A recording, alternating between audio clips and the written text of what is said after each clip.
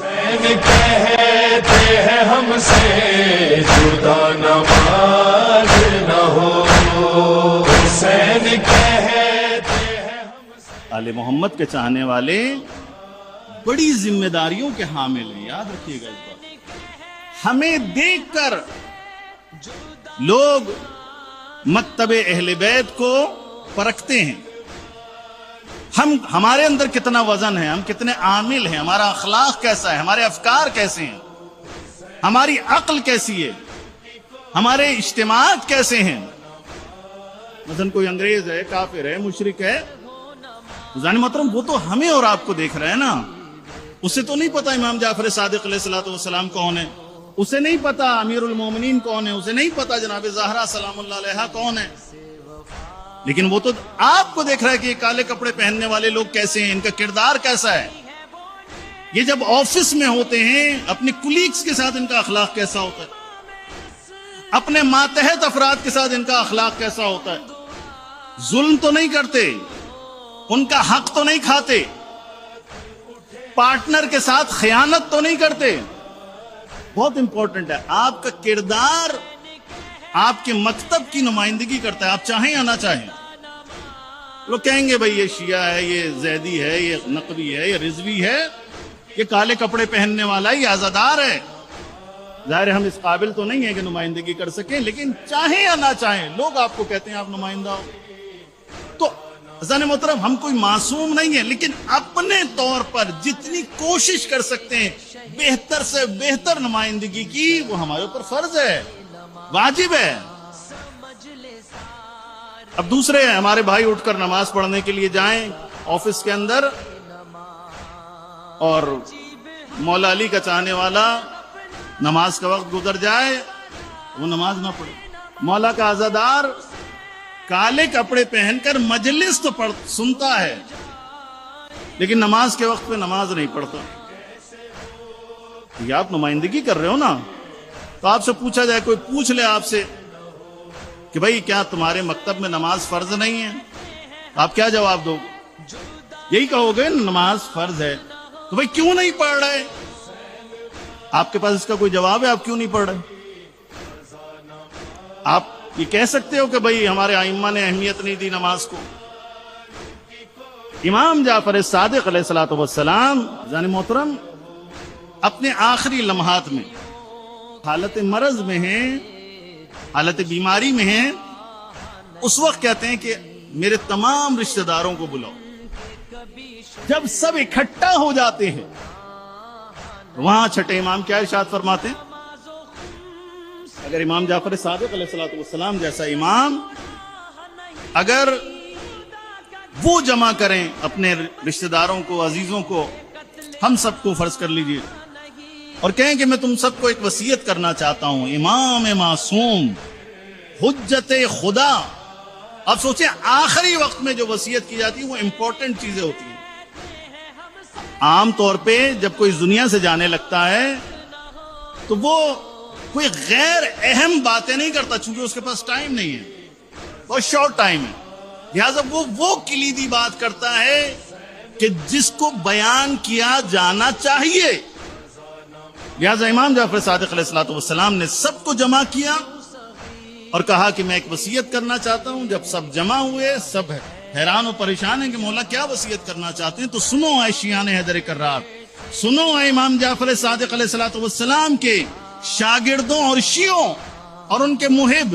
امام جعفر صادق علیہ الصلوۃ والسلام نے وہاں پر ارشاد فرمایا کہ لن تنالوا شفاعتنا من استخف بصلاتہ، اس کو ہماری شفاعت نصیب نہیں ہوگی جو نماز کو سبک جانتا، جو نماز کو ہلکا سمجھے، نماز کو اہمیت نہ دے، اس تک ہماری شفاعت نہیں پہنچے گی۔ کون کہہ رہے ہیں؟ امام جعفر صادق، جن کے ہم شیعہ ہیں۔ ہم کون ہیں؟ ہم جعفری شیعہ ہیں۔ میرے عزیز جوانوں، میرے پاکیزہ نوجوانوں، اے حسین ابن علی کے ماننے والوں، ہمیں امام حسین علیہ الصلوۃ والسلام کی نماز ظہر بھی یاد رکھنی ہے، نماز عصر بھی یاد رکھنی ہے، اور صبح عاشور حضرت علی اکبر کی اذان بھی یاد رکھنی ہے۔ اذان علی اکبر بھی یاد رکھیں. اذان علی اکبر کا معنی کیا ہے؟ یعنی اس کے بعد نماز ہونی ہے. فقط حضرت علی اکبر نے اذان نہیں دی اور اس کے بعد چلے گئے. نہیں، اذان کے بعد نماز بھی ہوئی ہے نا بھائی. بولیے ہوئی یا نہیں ہوئی بھائی؟ یہاں ہم جیسے آج کل ہمارے یہاں اذان علی اکبر دی اور اس کے بعد سب چلے گئے.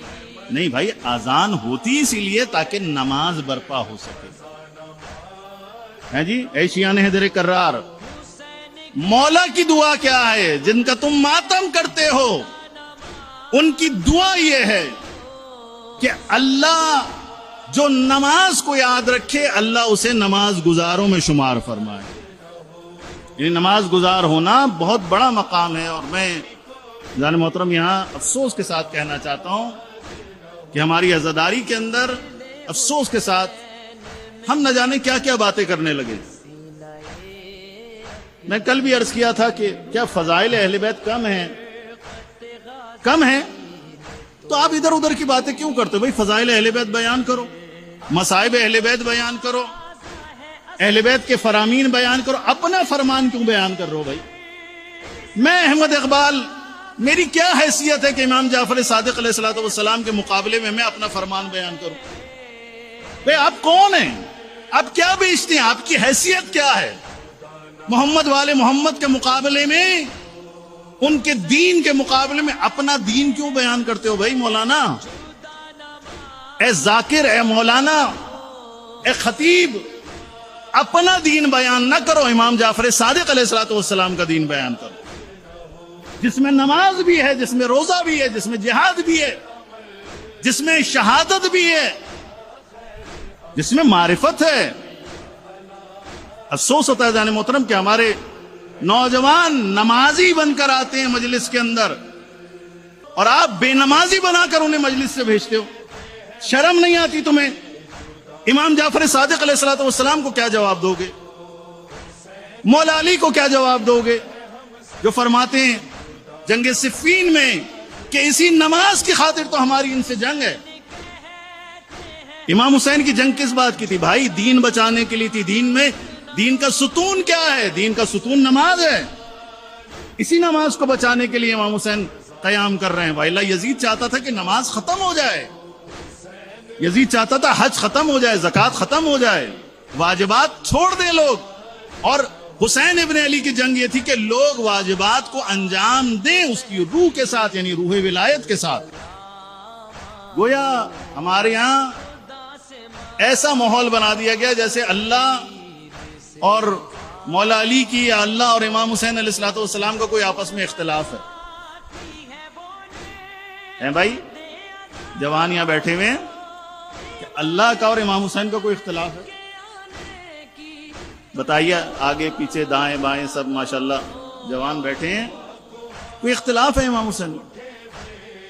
نعوذ باللہ، تصور بھی نہیں کر سکتے. محال ہے کہ امام حسین خدا سے ہٹ کر کوئی خیال اپنے دل میں لے کر آئے، رسول سے ہٹ کر کوئی خیال اپنے دل میں لے کر آئے. تو ہم نے پھر مجلس اور نماز کی لڑائی کیوں کروا دی بھائی؟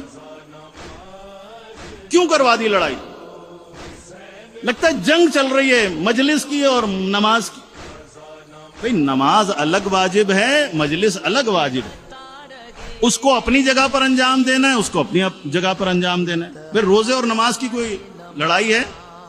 حج کی اور زکوٰۃ کی کوئی لڑائی ہے؟ نہیں.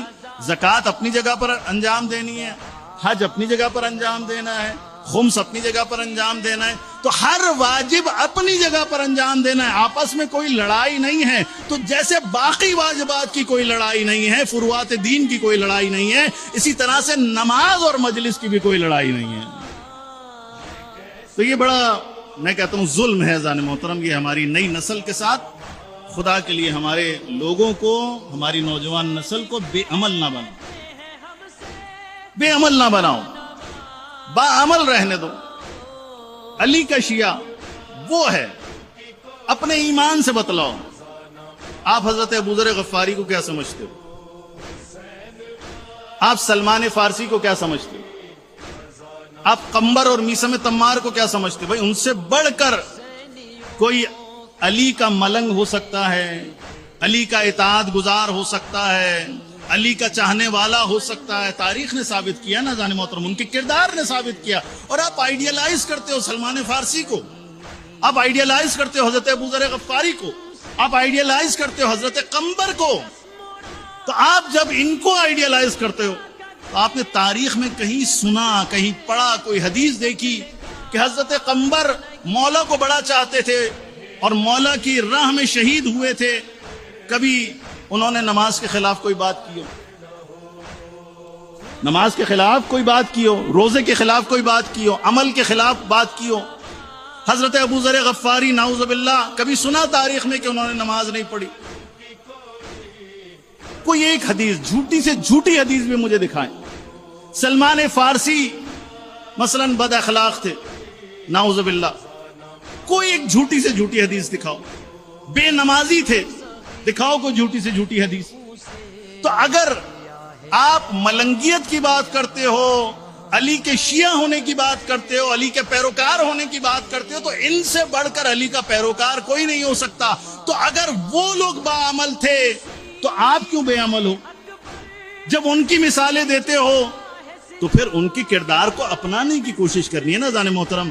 ہم معصوم نہیں ہیں، لیکن ان کے راستے پر چلنے کی کوشش کرنا ہمارے ذمے ہے، یہ نا.